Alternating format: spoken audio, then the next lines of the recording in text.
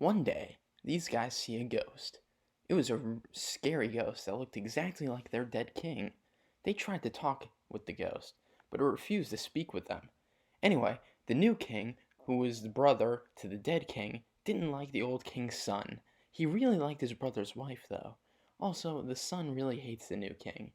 This old guy Polonius warns his daughter to stay away from the old king's son, Hamlet. She accepts because Hamlet is a rather popular prince. Polonius also has a son, but that will come back later. Hamlet soon confronts the ghost, who now talks to him. That's when the ghost tells him that the new king actually killed him, and he wants Hamlet to avenge him. They all swear to not tell anyone else, and Hamlet decides to feign insanity. Add on top of all that a lot of foreshadowing, and boy, do we have a terrible tragedy unfolding.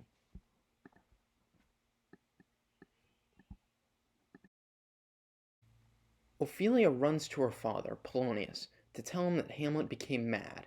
He immediately assumes, in all his infinite wisdom and knowledge, that Hamlet became mad from Ophelia rejecting him.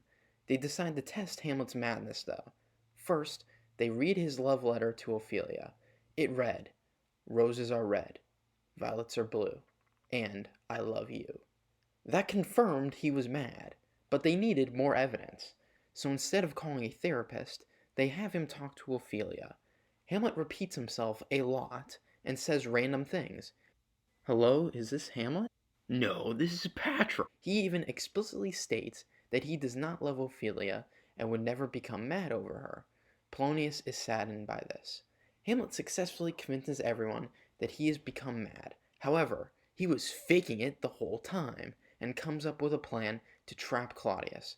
He's going to create a play inside of a play that goes over the death of King Hamlet.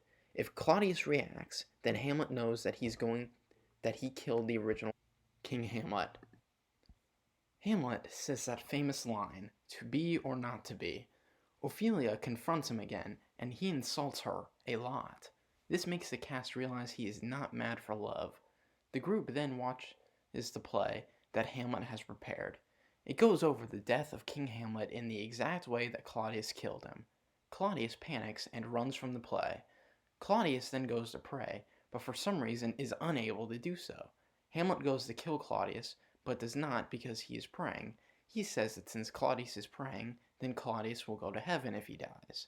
Hamlet then confronts Gertrude, his mother, over marrying her brother-in-law. Polonius hides in her room to listen to the conversation. However, Polonius is terrible at hiding, and Hamlet finds him. Hamlet then stabs and kills him. As his final words, Polonius nobly says, I have been slain. Hamlet sees the ghost of his dead father again, slightly panics, and runs to hide the dead body of Polonius. Gertrude reports to Claudius of what she has seen. Hamlet insults some more people after hiding the body. Since Hamlet is so popular with the masses, Claudius decides to send Hamlet to England for his minor crime of murder. Claudius plans to have Hamlet killed once he leaves the country. Hamlet starts to leave, meets this guy named Fortinbras, and resolves once more to kill Claudius. Due to her father's death, Ophelia comes down with a terrible case of madness.